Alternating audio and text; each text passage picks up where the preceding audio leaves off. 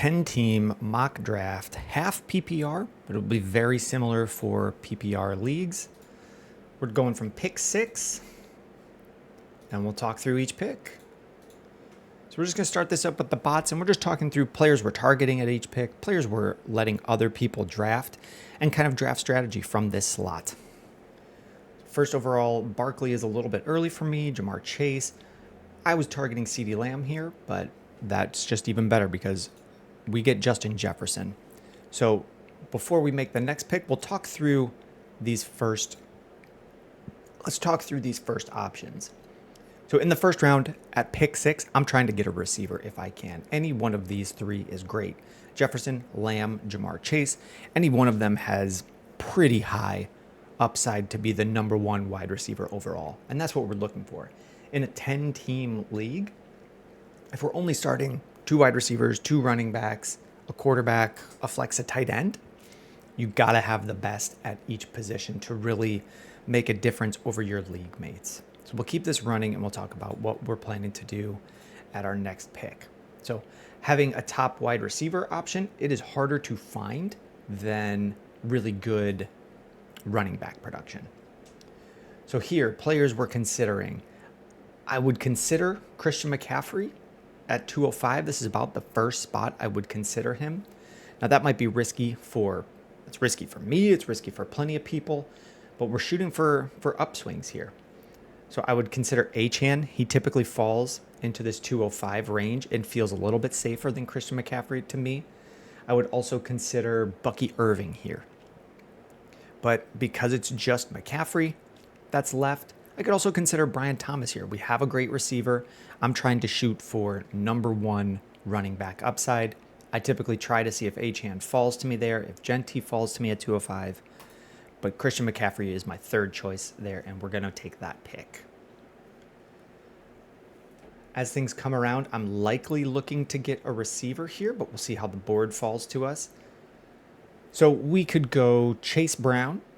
We could go with Josh Jacobs. I think with Josh Jacobs, I might pass because the situation with Green Bay last year, they did not have receivers. Josh Jacobs, in an interview this offseason, said, we need a number 1 receiver on the Packers. Last year, going into the season, Matt LaFleur said, we don't need a number 1 receiver. We're all number 1 receivers. They went and drafted one. Offense should change. The way they were using Josh Jacobs at the end of the year, I don't think is indicative of what they wanted to do with their offense. So all of that said, he would be a decent pick here because he's probably RB 8, 9, 10. That would be a good option. I just like other running backs later to have higher upside. And I don't know how many wide receivers later in the draft are going to have top tier upside. So at this pick, if you want to go risk, I probably would not because I already have Christian McCaffrey. So I would not go with Tyreek Hill and have 2 risky older players. So in this spot, I'm looking at Chase Brown or JSN. And I'm probably going to go JSN here. I want to have 2 locked in receivers and then possibility to find some other receivers later. So at this spot, 405, we've had Breece Hall, Josh Jacobs, Jaden Daniels. The first quarterbacks are going. I am not looking to take a quarterback before round 4. So if Daniels, Lamar, or Allen had fallen to 4, that's where I would consider it. Other things that I'm thinking about on the clock at this pick, like Marvin Harrison, another great upside number 1 wide receiver overall swing. We have Jefferson for that. We have McCaffrey for the running backs. What I'm thinking here is can Alvin Kamara come back to me in the 5th round? That's what I'm shooting for. At this point, I'm looking to see if I go for Marvin Harrison over James Cook, can I get Kamara as my second running back? Can I get Chuba Hubbard as a safe second running back? And I'm going to risk it. I'm going to go with Marvin Harrison because in the 10-team league, it's just a little bit more shallow. You need to hit these high upside plays. So Kamara goes off the board. Here we could still get, I still really like the options here. Ken Walker as a running back. I think I'm going to go with that. So Let's talk through these first 4 picks and talk about why I like the situation we're in. Jefferson, JSN, Marvin Harrison, these could all be top 12, top 10 wide receivers. McCaffrey has RB1 overall upside, and Ken Walker, if we pull up his stats, he's going in, what is this, the 5th round? Looking at his stats from last year, people are worried about injuries. I don't totally believe in players being injury prone, but when he's playing, here's 33, 14, 20, 23. Here's the non-PPR numbers. So if this draft is half PPR, like, it's still really good. Here's 1 week with a big difference between them with a lot of receptions. Like, he catches the ball. This is half PPR. I really like Ken Walker here in the 5th. So we'll talk a little bit because we have Ken Walker, and the current fear is that he's injury prone. People used to say Saquon Barkley was injury prone, and now he's number 1 overall. Like, players just get injured. It's not as tied to past injuries as people think. So I'm not fearing Ken Walker here. There's a lot of upside. And what we've got with our first 4 picks is like McCaffrey upside swing, Harrison upside swing, Ken Walker upside swing. We're shooting for the fences in a 10-team league. At this point, I feel safe to take first tight end. Not first tight end off the board, to take my tight end. And I'm going to go with Sam Laporta here over guys like Zay Flowers or Devonta Smith, who are just solid picks, but they don't have that extreme upside potential. Even if A.J. Brown were to miss time, Devonta Smith would still be a wide receiver 2. Zay Flowers, we're hoping he's a wide receiver 2 in fantasy, top 20. So I'm going to go with Sam Laporta and hope that he bounces back to being a difference maker at tight end.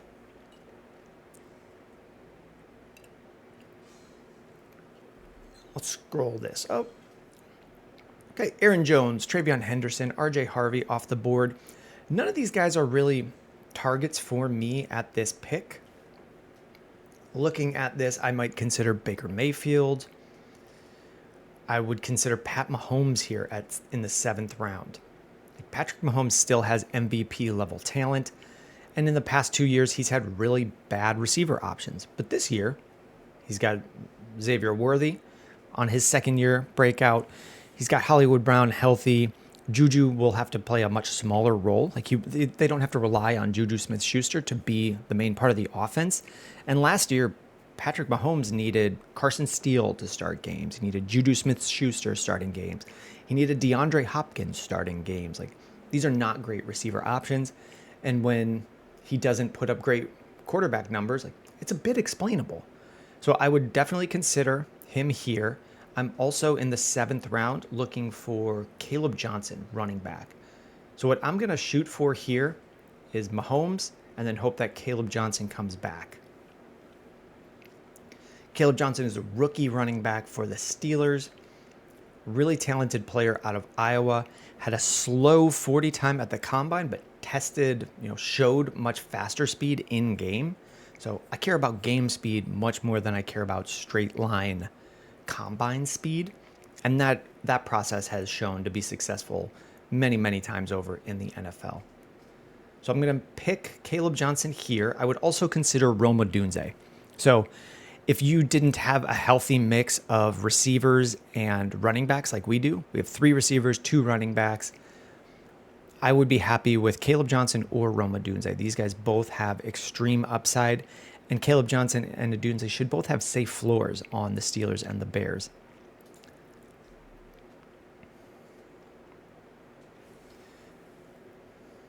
So Odunze goes right after us. Calvin Ridley goes after us. He's a safe floor player. Khalil Shakir is a safe floor player.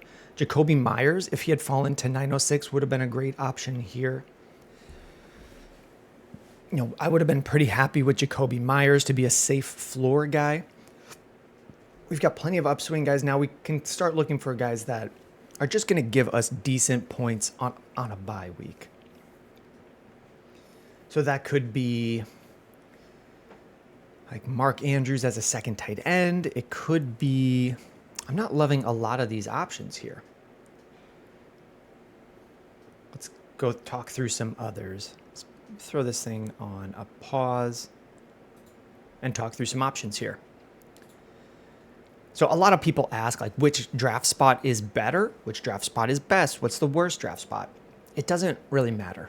Like, the parts that matter are picks 7, 8, 9, 10.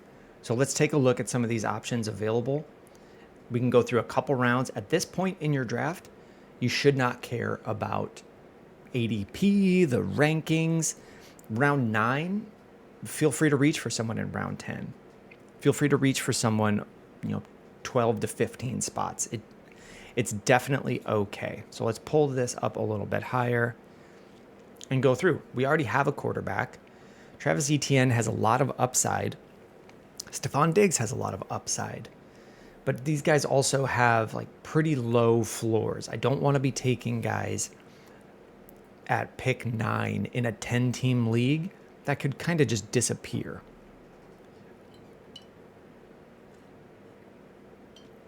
There's a real chance that the Jags don't use Travis Etienne very much this year. Let's take a look at who I would consider the best option. We're not taking Brandon Ayuk. We're not taking Juwan Jennings.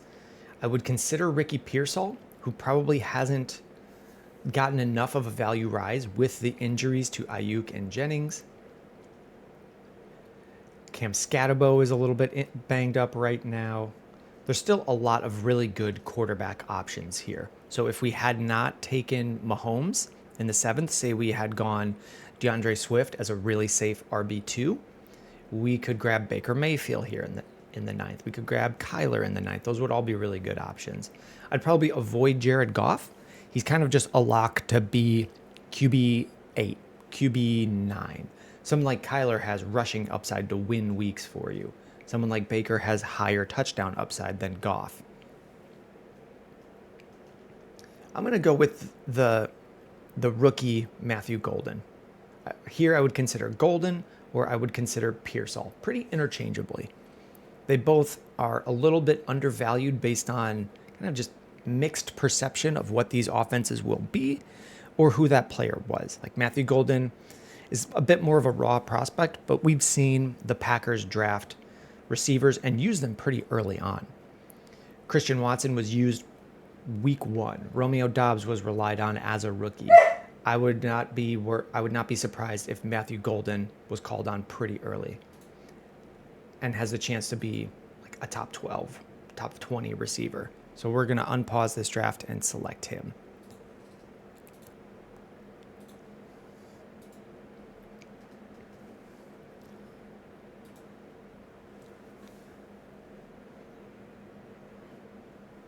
So again, in rounds 10, 11, 12, 13, in a 10-team league, we're looking for guys that can become real difference makers. So it's possible Tyler Warren could be a real difference maker.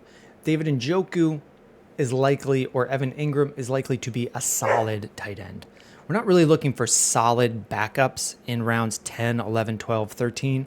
We're looking for guys that we can trade or package to up tier. We want guys who hit good value and become tradable to improve the production of our starting lineup. So I'm going to look for Ricky Pearsall here for the same reason as Matthew Golden.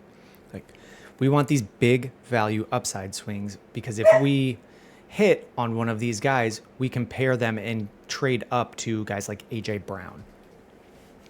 That's the move that we would be looking to make.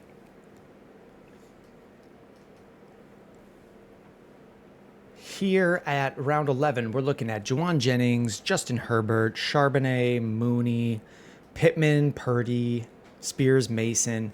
I'm going to go with Jordan Mason. Now, if I hadn't done 2 wide receivers in the last 2 picks, I probably would go Ibuka here for that upside. But Jordan Mason, I'm expecting a big split in Minnesota. I would look at the same thing with Tajay Spears. Did the dog get fed? Yes. I'm trying to figure out why she was barking at you.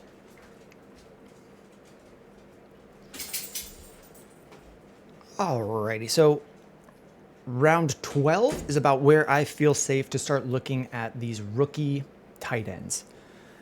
As you're making picks in round 12, 13, expect that you drop these guys pretty early. Same thing with round 11. After week 1, there's going to be guys that show up that we want to spend our fab on, or we want to use to add drop. Free agents that we're going to want to add. And that means we're going to have to drop someone. So Jordan Mason is a droppable tier player. If he doesn't really show anything week 1, that's someone we can consider dropping, but he also has big upside. Same thing here with Colston Loveland that we might want to hold for a couple weeks, or Emeka Ibuka that we might want to hold for a couple weeks. So we've already taken some wide receiver shots, so I'm going to go with Colston Loveland, but if you had made different picks earlier, I would take Ibuka here. Most of these picks after round 10 won't be on the team by the time we get to the playoffs. These will be guys that we've traded or cut for other things. Here, round 13, I really like J.K. Dobbins. Running back for Denver. We've seen Sean Payton use a lot of 2 running back sets. So they drafted rookie R.J. Harvey. They signed J.K. Dobbins, who played last year for the Chargers and had a lot of good games. He was injured for some of that time and has a lot of injuries in his career, but for a 13th round pick, like if you hit pretty early and you can trade him as an RB2, that's a lot of value win that you can lock in for your team. So pick 14, 15, I'll let this auto draft kicker and defense. Don't really care too much about kicker and defense, especially kicker. For defense, what we're looking for is really just week 1. You don't ever want to be drafting your defense before round 14, and every year people think they know which defenses will be great or which defenses will repeat, and it's one of the least accurately predicted things in fantasy. So we're not going to think about it too much. Possible options for us would be any team starting a rookie in week 1, draft the defense going against them. Any team starting kind of like an older veteran quarterbacks, maybe you're worried about Russell Wilson on the Giants, pick up the defense that's playing them. Those are the things I think about when I'm drafting a defense in a fantasy league. And then a kicker, just any kicker on a good offense. Defense and kickers are just kind of fluky, and you should be adding and dropping them throughout the year. We're not looking to grab the Broncos, who were drafted first here, or the Steelers because we think we know who a good defense is. It's just not something that we consider. Let's do an overview of the team. Drafted at pick 6 in a 10 team. This is a half PPR league, but I would draft this pretty similarly in a PPR league. Jefferson, round 1, because we want that top receiver option. We can find RB1 upside in the second round, and it's harder to find that for wide receivers. Brian Thomas does have a little bit of wide receiver 1 upside, but Drake London might have some, but Ladd McConkey, JSN, we kind of feel more confident that they're going to be top 10, but not number 1 overall. So we're looking to grab that in the first round at pick 6, and then fill out solid options with big value upside swings. Ken Walker could easily be a top 8, top 10 running back. Marvin Harrison could be a top 5 receiver. JSN is a solid wide receiver 2. Marvin Harrison does have a lower floor, we think, than JSN, and that's kind of why they're flipped in position. Where I've been saying shoot for the moon, and then get some other value swings where you're shooting for the moon as well. JSN is kind of just a locked-in, solid production piece. Similarly with Ken Walker. We're not taking quarterback before round 4, pretty much in any situation. I don't care if Allen is available in round 3.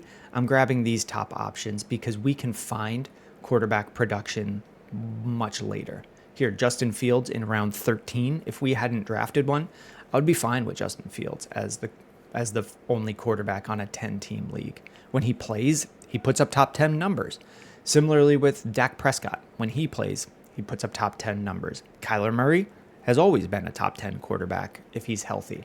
He's missed some time to injury, but when he's healthy, he's top 10. So that's why we're not grabbing these guys early, because we can find top-tier quarterbacks on the waiver wire by streaming starters, and you can't find those options at receiver and running back. Last year, Jaden Daniels was a very late round pick. There will probably be another player much later that we're not thinking of as a top 5 quarterback now that finishes as a top 5 quarterback. So be looking for that on the waiver wire with this team.